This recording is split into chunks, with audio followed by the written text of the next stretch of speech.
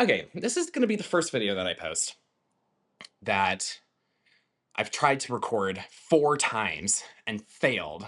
I've learned a lot though, so that's what matters. Neuroplasticity is a thing. So, anyways, hi, nice to meet ya. My name's Ethan. I am a fitness coach and personal trainer, and I train neuroscience. This workshop is all about the ulnar nerve. So, trying to train out of shoulder clicking. Granted, shoulder clicking could be a very complex issue. And if you're experiencing pain with that, you should probably go talk to a physical therapist. I am not a doctor. I can't diagnose anything like that. However, as a personal trainer of 3 years, something that I can say with confidence is that when you don't have pain and you feel shoulder clicking with a specific exercise, it might be a form issue or it might be a nervous issue. So the things we're talking about, P.A.S.T.E, my acronym that I use for coaching, applying that to something like I have a little reaction. How can that apply to your training? Second, we have ulnar nerve activation. R in the alphabet comes before U. So if we're looking at our hand, we have the thumb and we have the pinky. R comes before U. The radial nerve goes through the thumb, the ulnar nerve goes through the pinky.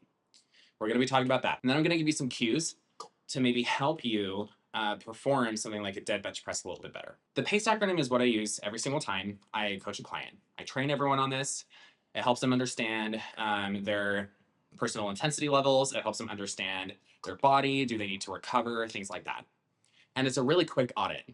It doesn't require much. It's very habit and neuroscience forward. So P stands for preparation. This is all about recovery. Did you eat before you come in? How soon did you eat before you come in? Did you eat right before coming in? Are you going to vomit? Don't do that. Things like that, right? You want to have proper sleep. You want to have proper nutrition. Are your joints ready to go? Can you chillax when you're away from the gym and when you're away from work? Those are all things that can affect the preparation for when you're in the gym. A stands for activation. When you are working on, or when you're getting ready for a set, I should say, are you properly engaging and getting ready for that set with the proper cues before the set starts, before you start performing your reps, right? This is going to be cues like tie the string. This is going to be cues like squeeze your pinky. And those are both things that I'm going to teach you today. Okay, vocal capture still going. I'm like traumatized from that. But next is S and T, which is going to be sensation and tension. These both happen during the sets. So you have S over here, right? And this is all about the sensation of the movement. This is really the indicator of pain that I use. Like, are you experiencing discomfort? If so, what kind of discomfort? Is it just because you feel uncomfortable doing the movement because you haven't done it before? Is it pain? If it is pain, what's the quality of the pain? You have P.A.S.T.E. I was a lifeguard, so this is something that we would do all the time for like first aid analysis. I use the same thing in my personal training. Is it sudden? Has this been an aching thing? Is it fiery? How long have you been experiencing this? Did this just start happening in this session? Did this start happening 3 months ago? Things like that, right?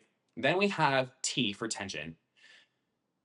This is going to happen, or this is going to pay attention to the things like, are your primary muscles, we're doing dead bench presses today, so primary muscles are going to be the chest. Are those primary muscles working properly? Are you feeling those muscles? Do you feel the synergists of those muscles engaging? If you don't know, a synergist is going to be a muscle that the nervous system recruits in order to perform different movements. So for example, in a bench press, in my specific case, a dead bench press, you are going to have a primary mover of your pecs. You are also going to have synergists of your tricep and your anterior deltoid. All of those things are going to work together to perform the movement. Yes, there are going to be other muscles that are engaged, but they are not the primary movers, and they are not going to get stronger necessarily during this movement. Those are going to be called stabilizers, something like the lat. So this is where the conversation of the ulnar nerve comes back in. I'm going to get to that after we talk about E. E for effort. This is going to be one that is really subjective. But also, we tend to underestimate how much strength we really have. It's rare that someone overestimates their strength. On a scale of 1 to 10, 10 being you can't do any more reps, how hard was it? To make this make more sense, how many more reps do you have left in the tank? This is called RIR, reps in reserve. Do you have one more? That's going to be RPE 9. If you have two, that's going to be RPE 8. 3, 7, 6, 5, 4, right? So all of those things are going to influence how you train. Most of my clients are going to be training at an RPE 7 to 9, depending on their goal. Of course, proper intensity dosing is really important too.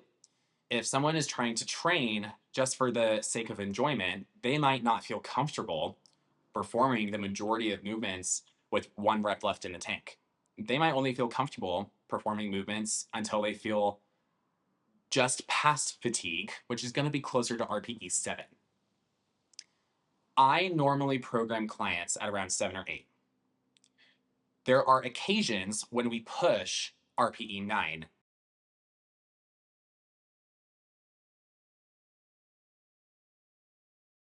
When I am performing this movement, sometimes, I haven't done this movement in a while, but sometimes I feel like my shoulder clicks. I've had some clients in the past who have shoulder clicking when they're doing an incline dumbbell bench press. That being said, there is a cue that has helped all of them these past couple of weeks to minimize that shoulder clicking simply because of a form issue.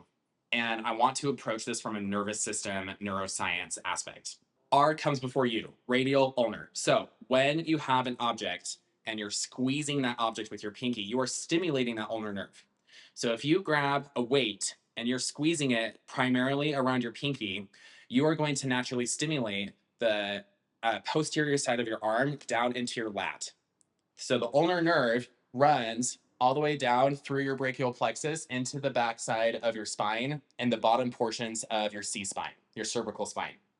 It's going to be like C8-ish. When you engage that nerve is going to have nervous activity, sympathetic nervous activity down into the lat, which will then engage it, right? That lat is originated down at the bottom of your pelvis, and it loops all the way back into the front of the shoulder. So 2 cues that I want to give you in addition to the tie the string, and I'm going to show you that too.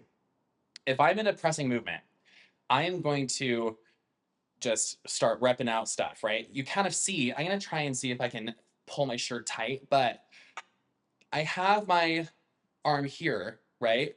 And when I'm pressing, my shoulder's rolling forward.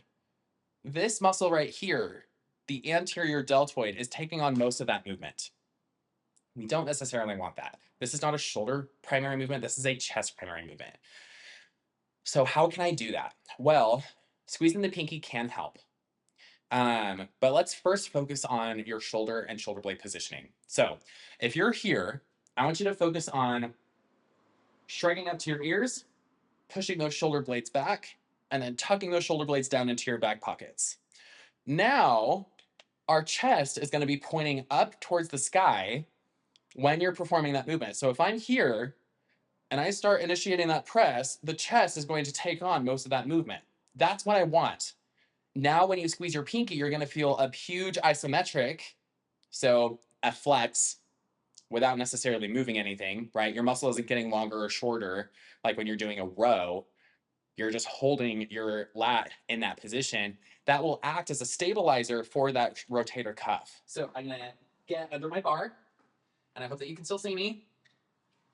My camera's going to zoom out a little bit because it loses my face when I get under the bar from the bumper plates. But so I'm going to line up the bar in a position that I feel pretty comfortable in.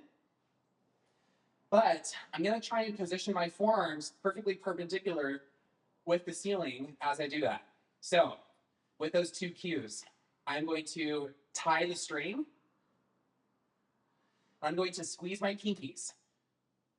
So roll those shoulders back, get the shoulder blade tucked into my back pockets.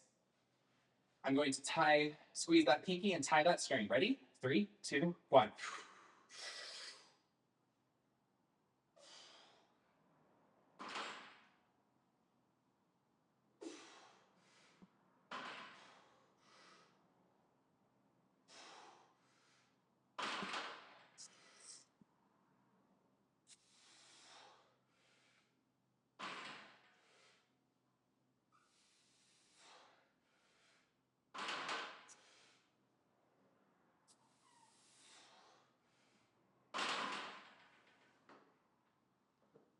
Ooh, I had a little bit longer of a break that time, so I was able to do a little bit more. I was almost a failure on my last set, but because I had a longer rest time from explaining some of these concepts to you, um, I felt better. So I was able to do a few more, but I wanted to get to 5. So next week, I'm going to try increasing my weight to 200. I'm going to aim for a minimum of 3 reps. So that's a really simple audit that you can do in your head that takes like 30 seconds, if even that. It's a self-check for how hard you're working, but it's also a self-check for general longevity. Because if you're lifting weights and you just don't feel good, you need to check yourself on that. Is your form good? Have you been increasing your weights a lot? Maybe you need to switch up the amount of stimulus that you're getting or the kinds of stimulus that you're trying to improve on. Progressive overload is the body's mechanism of developing strength. And the way to do progressive overload properly is to develop higher quality stimulus. It is not more weight necessarily. It is not more reps necessarily. It is not better form necessarily. It is all of them in one cohesive agreement, for lack of a better term. If you liked this, let me know in the comments. I am trying to get my business out there. I want to coach more people. I want to develop a community. I have my newsletter and my community down in the description. Please join it. I send out newsletters once or twice a week, and I want you to feel empowered in your fitness journey. And I'm going to be teaching you how to perform some of this stuff. And if you have recommendations, leave them in the comments. If you have questions for me, leave them in the comments. You also have access to my socials in that link. So feel free to head to the nas.com link, and I guess I'll see you in the next one. Okay, I am going to lose my mind a little bit. Local capture is turned on. My iPad's ready to go. I just recorded half of my workout and half of this workshop. If you've been increasing your weight a lot without turning on local capture, yeah. I hope you enjoyed. And I'm glad that I was finally able to record it. I've been losing my